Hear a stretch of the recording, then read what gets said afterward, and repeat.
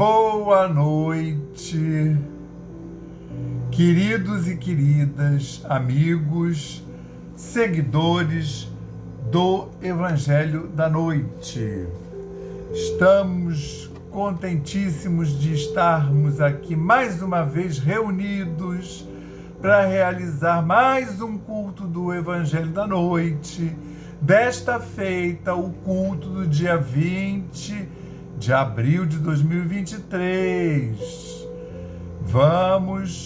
Quando então iremos dar prosseguimento ao estudo do Evangelho de Marcos, só que hoje vamos começar o capítulo 14.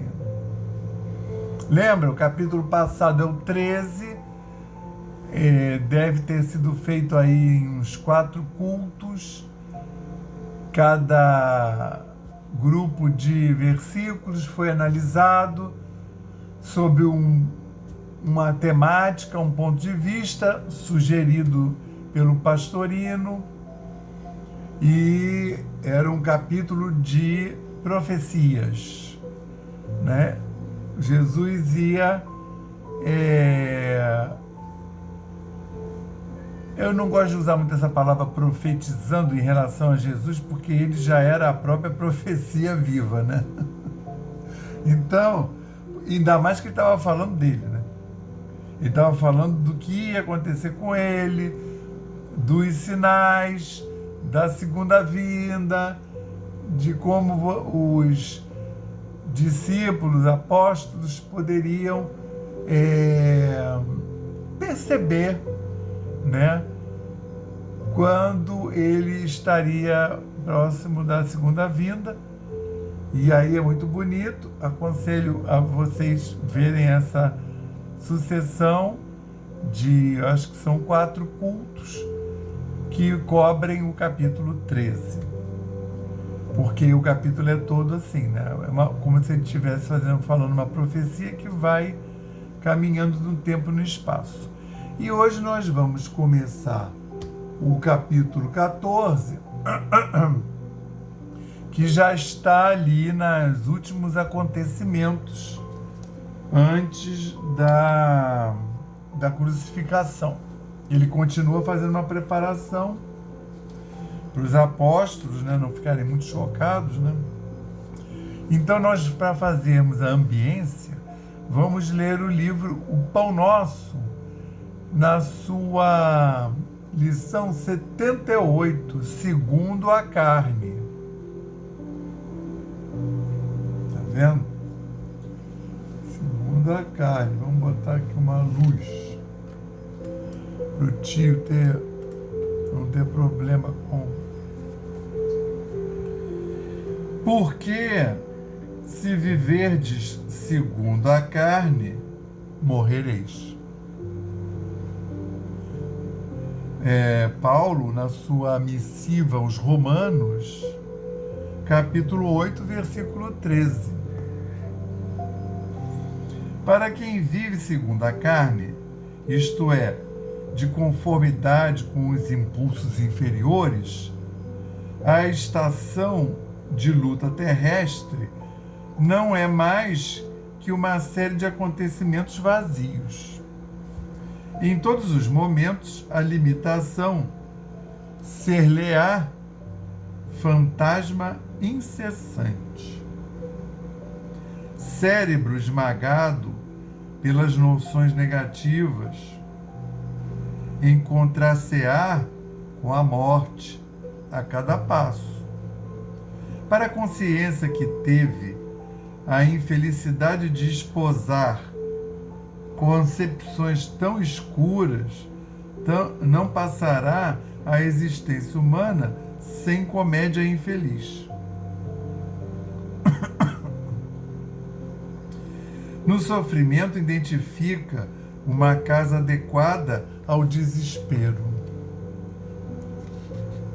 No trabalho destinado à purificação espiritual, sente o clima de revolta. Não pode contar com a bênção do amor, porquanto, em face da apreciação que lhe é imprópria, Os laços afetivos são meros acidentes do mecanismo dos desejos eventuais. A dor benfeitora e conservadora do mundo é-lhe intolerável. A indisciplina constitui-lhe angustioso. A disciplina constitui-lhe angustioso cárcere, e o serviço aos semelhantes representa pesada humilhação. Nunca perdoa, não sabe renunciar, dói-lhe ceder em favor de alguém, e, quando ajuda, exige do beneficiado a subserviência do escravo. Desditoso, o homem que vive, respira e age segundo a carne. Os conflitos da posse atormentam-lhe o coração por tempo indeterminado, com o mesmo calor da vida selvagem. Ai dele, todavia, porque a hora renovadora soará sempre. E se fugiu a atmosfera da imortalidade, se asfixiou as melhores aspirações da própria alma, se escapou ao exercício salutar do sofrimento, se fez questão de aumentar apetites e prazeres pela absoluta integração com o lado inferior da vida, que poderá esperar do fim do corpo senão sepulcro? Só sombra e impossibilidade dentro da noite cruel. É uma indagação e tanto. Quer ver? Eu vou fazer a indagação de novo. É que ela é grande, não estou nem vendo onde começa. Se fez questão de aumentar apetites e prazeres pela absoluta integração com o lado inferior da vida, que poderá esperar do fim do corpo, senão sepulcro, sombra e impossibilidade dentro da noite cruel da vida? Graças ao bom Deus, que nós possamos escapar dessa situação, né, de vinculação à matéria, a tudo que nós não viemos fazer aqui, né? Pelo menos na programação não, né? Depois lá na hora não sei como fica. Então vamos fazer a nossa prece de abertura na paz e no amor do Cristo. Graças a Deus. Graças a Deus, graças ao Espírito Santo de Deus e graças ao Cristo de Deus. Graças ao nosso patrono São Francisco de Assis e a sua falange benfeitora. A toda a egrégora do Evangelho da Noite, esses espíritos dedicados, guardiões, trabalhadores, a toda a egrégora da Aliança da Fraternidade, que abriga essa reunião, essa egrégora, e a todos aqueles nossos guias e protetores espirituais, individuais e de família, anjos guardiões que tanto nos envolvem, nos auxiliam, nos conduzem, nos aconselham, nos protegem, nos inspiram. Que mais essa noite possamos sorver esse bálsamo divino que vai ser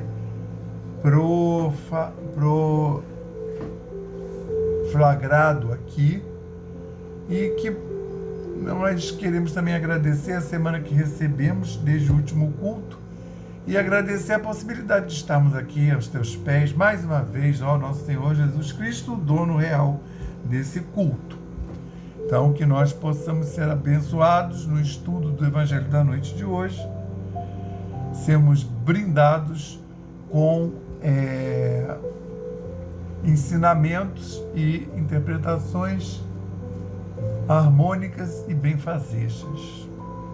Dá-nos, Senhor Jesus Cristo, a permissão para dar por iniciado o Evangelho da noite de hoje, dizendo o lema da nossa casa: paz e fraternidade, e o lema de Francisco: paz e bem, graças a Deus. Então, como eu prometi, vamos começar a estudar o Evangelho de Marcos, capítulo 14. Aí o Pastorino, ele destrinchou em Marcos capítulo 14, versículos de 1 a 9. E ele desmembrou o versículo 1 e 2, ele colocou plano de prisão. Aí a gente vai ver o plano de prisão. Era, pois, a Páscoa, e os ázimos 2 dias depois. E procuravam os principais sacerdotes e os escribas como prendê-o. Com enganos o matariam. Pois diziam: não na festa, para que não haja tumulto no povo. E os versículos de 3 a 9. Unção em Betânia. Essa passagem vocês certamente saberão. Estando ele em Betânia, na casa de Simão o leproso, reclinado à mesa, veio uma mulher trazendo um vaso de alabastro, de perfume caríssimo, de nardo autêntico. E quebrando o alabastro, derramou-o na cabeça dele. Alguns estavam indignados, dizendo entre si: para que se fez esse desperdício de perfume? Pois podia esse perfume ser vendido por mais de 300 denários e dado aos mendigos. E murmuravam contra ela. Mas Jesus disse: deixai-a. Por que lhe causais dissabor? Bela ação realizou em mim, pois sempre tendes mendigos entre vós, e todas as vezes que quiserdes, podeis beneficiá-los. Mas a mim nem sempre tendes. Ela fez o que pôde, ungiu por antecipação meu corpo para o sepultamento. Em verdade vos digo, onde quer que seja pregada esta boa nova, em todo o mundo, também o que ela fez será falado para a memória dela. Bonito, né? Então vamos ver os dois momentos. Esse segundo momento é evidentemente a unção em Betânia. Quando acontece a unção.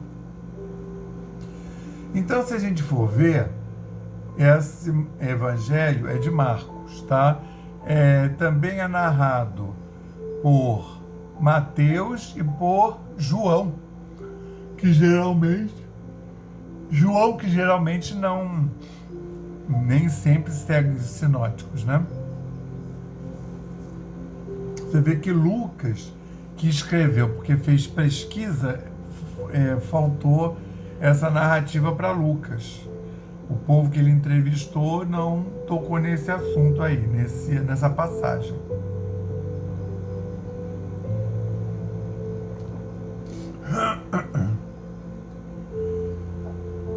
Aqui tem muitas questões. Vamos ver, vamos lendo e vamos vendo conforme aparece. O plano de prisão é um plano de prisão de quem? Essa narrativa, ela está meio truncada, entendeu? Era, pois, talvez foi escrita lá em aramaico. Não, essa parte aí eu acho que já foi escrita, o texto que eles têm é grego. Mas, às vezes, na língua de onde está vindo, está escrito de uma maneira que contenta a pessoa que fala tal língua como mãe, tendo-a como mãe, e não na hora de fazer a tradução fica mais truncado. Era, pois, a Páscoa, e os ázimos 2 dias depois. Já começa aí uma questão de tempo, porque, em princípio, nós estamos naquela semana que todos os dias tem acontecimento, desde o domingo de Ramos até o domingo da Páscoa, propriamente dito, né? Uma semana depois, quando então vai haver o renascimento do Cristo. Né? O corpo dele vai sumir lá do túmulo, né, de José de Arimateia, e ele vai aparecer para Madalena primeiramente, depois para os apóstolos. E aí você vê,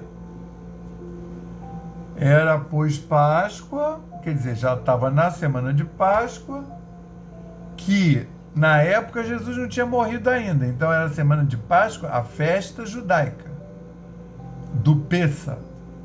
O povo já estava indo lá para Jerusalém, né, a festa que comemorava a passagem dos judeus, né, libertos do cativeiro no Egito, que eles foram escravos 400 anos, e aí eles conseguem se libertar da escravidão, e o evento derradeiro é a travessia do Mar Vermelho. Né? O mar se abre e eles fogem, passam pelo mar, e os exércitos do faraó, né, que o faraó primeiro libertou, mas depois se arrependeu, mandou o exército atrás. E aí realmente o exército fica para trás. Né, lá do lado do Egito, na África, atravessou o Mar Vermelho, não é um pedacinho pequeno não, tá? Quilômetros. E aí eles foram lá para o lado ali da Judéia, Galileia. E aí a festa de Pêssar, que comemora isso, que é uma festa iniciática, porque você está atravessando um corpo d'água, é equivalente a um renascimento. Então, também está dizendo o seguinte: primeiro, porque eles ficaram 400 anos no Egito, que diz que é uma prova material completa. Eles atravessam o corpo d'água, eles mudaram de nível vibratório, energético, esse grupo étnico. E aí eles chegam lá do outro lado e vão vagar 40 anos no deserto. E nem era um deserto tão grande assim, né? Que é uma outra, completando uma outra prova. Mas vamos se ter aqui. Aí vamos nos ter a esses acontecimentos. Aí era, pois, a Páscoa, e 2 dias depois os ázimos, a festa dos pães ázimos, que é a que celebra o Pêssar.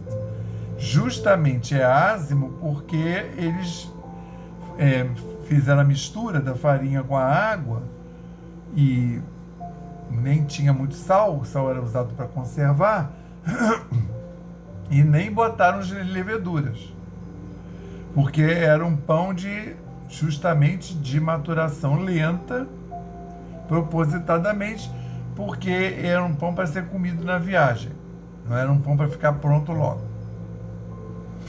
Era o equivalente hoje ao, o pessoal está falando, precisa de fermentação natural. Ele ia fermentar com as leveduras e bactérias lá do ambiente que eles estavam na hora que mexeram, que misturaram a farinha, seja lá do que for, com a água.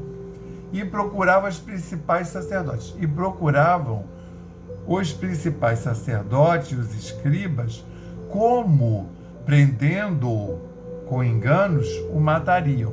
Essa frase ficou bem rebuscada. E os sacerdotes e os escribas e principais sacerdotes procuravam, né, como, uma vez que o prendessem com falsidades, com falso testemunho, uma vez que, como prendendo-o com enganos, prendendo com falsas alegações, como matariam. Então eles tinham que fabricar a prisão em cima de falsas alegações, falso testemunho, para depois justificar a morte. Ô, gente boa. Aí eu entendo lá nos 10 mandamentos, não farás falso testemunho. Eu, quando era pequeno, olhava isso e falava, nossa, né? Mas precisa botar isso nos mandamentos? E, meu filho, depois que eu comecei a estudar Evangelho, Velho Testamento, né? E mesmo depois, no Atos dos Apóstolos, nossa, o que vai ter de falso testemunho? Falso testemunho era o que havia, era o último grito. E isso com a tábua lá, com o Pentateuco, lá, os mandamentos, já há séculos entre eles. E o povo fazendo falso testemunho e procurando prender e matar Jesus com falsos testemunhos. E olha quem está fazendo isso. Os principais sacerdotes, os principais do templo, os escribas e fariseus, a nata, né? A divina nata da sinagoga, os ungidos. E aí ainda arquitetavam o seguinte, pois diziam, não na festa, para que não haja tumulto no povo. O planejado deles aí era prender o Jesus para ele não escapar no meio da festa, que ia todo mundo para lá, ia ficar uma muvuca. E executá-lo depois da festa. Só que quem fez isso foi Caifás. Quem vai prender Jesus é o Judas, se apresenta lá no templo e faz aquela armação, eu vou lá, vou beijar, vocês mandam lá os seus guardas, e eu vou beijar quem é o líder da rebelião, né? Quem é esse comunista, né? Esse Jesus, verdadeiro revolucionário comunista, e aí eu vou beijar, os guardas vão lá, vão pegar ele. Pois diziam, não na festa, para que não haja tumulto. O povo conhecia bem Jesus, ele fazia milagre, então tinha um monte de gente que poderia se levantar, tá? Então eles estavam tomando conta disso. Aí a unção agora está num evento fechado, a unção em Betânia. Então Jesus está em Betânia, isso deve ser lá para terça, quarta-feira da Semana Santa, né? Porque essa primeira parte são os caras no templo arquitetando. E Jesus, quanto isso, está fazendo um ritual de iniciação. Essas ações são simultâneas.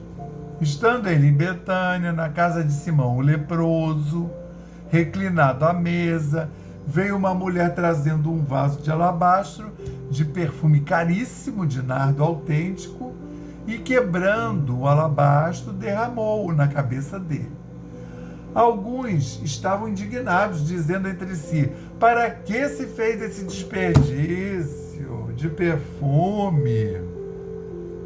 São os apóstolos, tá? Para que se fez esse desperdício de perfume? Quebrando, gastando com o Filho de Deus. Isso aí já é demais, né? Pois podia esse perfume ser vendido por mais de 300 denários e dado aos mendigos. E murmuravam contra ela. Mas Jesus disse, deixai-a, por que lhe causais dissabor? Bela ação realizou em mim. Vou fazer uma parada aqui, é o seguinte. Na verdade, o que estava acontecendo era mais uma dos rituais dessa escola iniciática a que pertenciam Lázaro, que já havia sido ressuscitado, nesse banquete, nessa reunião para comer, era na casa de Lázaro, porque é na casa de Simão o leproso. Simão o leproso era o pai de Lázaro. Lázaro, Maria e Marta. Maria aqui não é a Maria, mãe de Jesus, nem a Maria Madalena, é a Maria irmã de Lázaro e de Marta, aquela que dialoga lá com Jesus. Ah, Jesus, olha, se você tivesse chegado antes, não teria deixado meu irmão morrer, o Lázaro. Né? E é na casa de Maria e Marta. E eles vão fazer esse ritual de unção, porque depois tudo que vai acontecer uma coisa sincronizada com a outra, e não vai ter tempo para ungir o corpo de Jesus. José de Arimateia vai pedir o corpo lá para o Pôncio Pilatos, e aí ele vai dar, e o José de Arimateia vai botar lá Isso já presta a começar, o pessoal já começando a chegar para a Páscoa. Então, assim, o Jesus foi crucificado 3 da tarde e teve que ser retirado antes das 18 horas, porque 18 horas começava o sábado, que não podia fazer nada. O cordeiro era imolado na sexta, o povo comia, e depois de 18 horas de sexta, que para o judeu começa o dia seguinte, que seria sábado, que é o dia que você não pode fazer nada.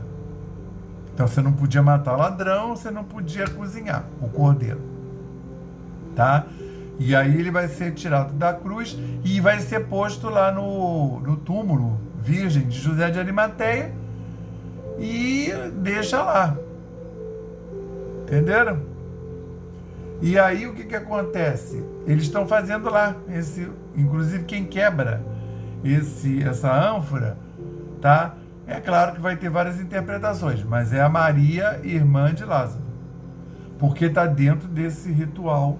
Porque, deixa eu explicar melhor, para a gente teve a questão da libertação, né, da Boa Nova. O Cristo morre de maneira apoteótica e ele volta para dizer que não é só esse mundo aqui, né? 400 anos no Egito, está vencendo uma prova material. 40 anos no deserto, está marcando superações materiais. Para preparar esse povo para essa superação material derradeira. A vida não é só aqui. Teve alguém que voltou para dizer como é que era. E esse alguém é Cristo. É a festa mais importante do cristianismo, tá? Na Igreja Católica é a festa da transubstanciação, quando na última ceia o Cristo vira o pão, matéria, e o vinho, né, a seiva da vida, a alma, matéria também. Então ele vai e mostra que aquilo ali, material, vai ser usado para lembrar essa transição dele, essa transubstanciação, que vai ocorrer no dia, na sexta-feira, quando ele é imolado, morto, bota o corpo dele lá no túmulo, e no domingo, tá? Quando Maria Madalena volta para ungir o corpo, aí já não encontra lá. Eu estou seguindo João, tá? A narrativa de Mateus é diferente. É aquele negócio que tinha guarda na porta, que teve um terremoto, a pedra abriu, tinha 2 anjos sentados. Isso é a narrativa de Mateus, que inclusive quando fazem filme gostam dessa daí. Eles não gostam da de João, mas assim, o João foi o que foi avisado junto com Pedro. Foram os 2 primeiros que chegaram lá no túmulo, tá? E aquele fato lá, o diálogo de Jesus com Maria Madalena, é um diálogo muito iniciático, da onde que iam tirar aquilo, entendeu? Então, João, eu prefiro seguir João, tá? Embora a narrativa de João, para esse episódio que nós estamos vendo, da unção, pode ser que tenha havido uma confusão dele na hora que ditou lá para os discípulos escreverem, que quando ele foi escrever o Evangelho estava muito velho, provavelmente ele ditou. E ele fundiu a outra unção da mulher que joga o óleo nos pés de Jesus e enxuga com cabelo. É uma outra passagem, é Lucas 7, eu acho. Provavelmente o João fundiu, né? Mas também pode ter sido a mesma, porque ela quebra o alabastro na cabeça, mas a unção, o óleo vai escorrendo, o corpo é ungido, entendeu? Também pode ter sido. E Jesus fica assim, surpreso, né? Porque ele faz isso na frente dos outros discípulos, e aí ele fala: deixai-a, por que lhe causais dissabor? Assim, mas vocês estão tão incomodados com o quê? Bela ação realizou em mim. Ele não ia falar: isso aqui é um ritual da nossa escola iniciática, porque eu falava, para a gente tem esse valor de vir a Boa Nova, é o evento mais importante, né? É a ressurreição do Cristo. Porque assim, todo mundo comemora Natal, tá ali, tudo bem. Aí ele morreu na Sexta-feira Santa, comemora. Mas o grande evento é o terceiro dia, domingo de Páscoa, tá? Quando dá o ovo, que significa prosperidade, abundância. É o ovo, símbolo da cria, e o coelho, que é um animal muito fértil, que reproduz muito. E mais ainda 50 dias depois, quando tiver o Pentecostes, que aí ele volta, se apresenta para a primeira comunidade cristã, comunidade do caminho, que estava reunida conforme ele falou, e ele vem e está lá Maria Madalena, os parentes dos apóstolos, e ele vem e praticamente fala tudo de novo, né? Dá um curso de evangelização finalmente, porque é ali, naquele momento, que os apóstolos são convertidos, tá? Agora, nesse momento aí, não tem ninguém convertido. Lembra que o Pedro, que era o mais chegado, vai negar 3 vezes. Ainda vai acontecer. E esse era o Pedro, né? Você imagina o resto, né? João, ninguém fala. João, inclusive, Pedro só entra lá naquele pátio porque ele estava com João. João é que era conhecido lá da turma do sumo sacerdote, do Caifás. Então, de João você vê que não fala. O João, eu acho que era o único convertido, mesmo. João, evangelista. O João, primo de 2º grau de Jesus. Lembra que é o único homem que vai estar lá no pé da cruz. Quando Jesus foi crucificado, o único homem no pé da cruz é João. E ele tinha 23 anos. Porque as outras é a tia, a Maria de Clofas, a Maria, mãe dele, Maria Madalena, que era a única que não era da família, e a Salomé, prima de 1º grau, a mãe do João. Então, sabe quem botou a cara lá? Mas esses aí tinham um pouco mais de segurança, porque Jesus orientou para os apóstolos não largaram Jesus lá, não. Jesus orientou para que eles não ficassem lá em grupo, porque eles poderiam ser presos e também retalhados. Pelo contrário, mandou que todo mundo ficasse escondido esperando ele chegar. E aí ele fala isso. Aí a outra coisa que ele fala assim: deixai, bela ação realizou em mim, pois sempre tendes mendigos entre vós, e todas as vezes que quiserdes, podeis beneficiá-los. Isso tem um adendo, né? E vocês sempre têm mendigos aí, nunca dão nada para eles, nunca fazem nada para eles, né? Então, por que esse pudor agora? Ai, podia ter vendido para dar o dinheiro para o mendigo. Para um bom entendedor, bem a palavra basta. Pois sempre tem mendigos entre vós, e todas as vezes que quiserdes, podeis beneficiá-los. Mas a mim, nem sempre tendes. A ação dela né? Aquele negócio, todo mundo foi repreender, mas assim, você tem que ver a ação dela para ela e para o Cristo. Se ela está certa ou errada, não é a gente que está de fora que vai saber. Por isso que eu digo, às vezes você está vendo uma coisa assim erradíssima, alguém fazendo uma coisa errada, mas você não sabe da missão da pessoa e o que ela está fazendo ali, né? Que é o caso do próprio Judas.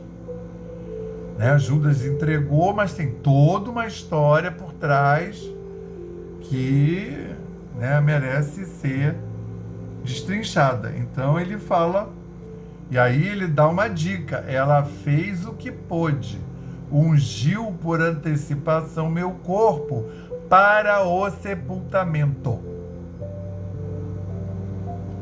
Dizendo, ó, isso aqui é uma coisa iniciática, lá da nossa escola iniciática, assim como foi a morte de Lázaro e a ressurreição, simbolizando exatamente o que eu vou fazer agora. Eu vou morrer, vou voltar. Entenderam? É bonito pra caramba. Então, essa passagem, os 9 primeiros versículos do capítulo 14 de Marcos, são esse grande arquétipo e arcabouço, porque você tem todos os evoluídos da época tramando como iam prender Jesus e matá-lo, e tem um ritual de entrega de Jesus, porque aí, segundo Pastorino e outros, ele também estava fazendo uma transição para o 5º grau de espírito crístico, sacerdote de Melquisedeque, mas isso é um outro estudo. Então agora nós vamos passar para o nosso maravilhoso passe, onde vocês vão se colocar de forma bem tranquila e relaxada para poder receber esses eflúvios do alto. Elevemos mais uma vez os nossos pensamentos ao Pai e confiemos. Nós pedimos ao Cristo para que possam os nossos amigos espirituais, juntamente com os protetores de cada um aqui presente, realizar através deste passe fluídico terápico o tratamento particularizado de acordo com as necessidades que cada um apresenta. Que seja suavemente depositado em nosso corpo fluídico, mental e físico o remédio advindo das camadas superiores da vida, tão bem preparados por corações amorosos para nos atender. Rogamos ainda que os benefícios deste passe se estendam aos nossos lares, envolvendo de forma carinhosa nossos familiares, parentes e amigos, proporcionando-lhes igualmente tratamento eficaz. Intimamente, pedimos força para desenvolver em nós coragem, discernimento, paciência e bom ânimo em nossa lida diária, nos colocando agora na posição de receptores abertos à boa influência do alto, alentando a nossa consciência de que somos seres oriundos e viventes no universo de Deus.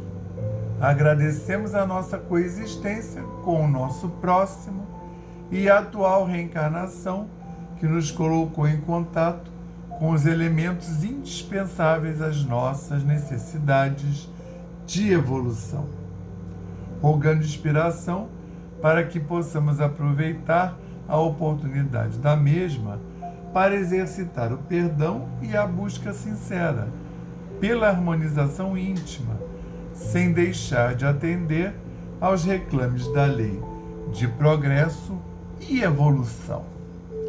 Finalmente pedimos equilíbrio moral e emocional, inspiração nos padrões do Evangelho, para que possamos solucionar com os nossos esforços os problemas que nos envolvem. Resignação positiva, sem estagnação. Compreensão para agir com amor, ação, sem ser subserviente. Proteção forças para manter a vigilância e disposição para realizar a nossa reforma maior, graças a Deus. Graças a Deus, graças ao Espírito Santo de Deus e graças ao Cristo de Deus. Graças ao nosso patrono São Francisco de Assis e sua falange, graças aos nossos guias e protetores espirituais, anjos guardiões, individuais e de família, que tanto nos assistiram durante esse culto maravilhoso realizado pela egrégora do Evangelho da Noite. Que todos nós possamos ter sido visitados na paz e no amor do Senhor. Que todos possamos ter sido beneficiados pela visita da egrégora do Evangelho da Noite, a visita pela falange de Francisco, que beneficiou todas as formas de vida das nossas casas e que também beneficiou todos esses nossos vizinhos e todos aqueles outros que estão no raio de ação desse culto. Que todos possam ter sido abundantemente envolvidos, amparados, inspirados, reenergizados e reharmonizados. Todos de acordo, com as suas necessidades e merecimentos. Dessa forma, mandamos um quanto de energia para a saúde do planeta Gaia. Mandamos um quanto de energia para essa enorme grupo de falanges de espíritos, essa humanidade encarnada e desencarnada, ligada ao planeta Terra. E mandamos, Senhor, um quanto de energia para todos esses líderes espirituais e materiais desse planeta, que sejam todos envolvidos, amparados e inspirados em suas ações. Dessa forma, Senhor, vamos fazer 30 segundos de silêncio para que nós possamos colocar as nossas intenções, nossos pedidos, inclusive para terceiros. Que nós possamos, nesse momento, colocar as nossas demandas.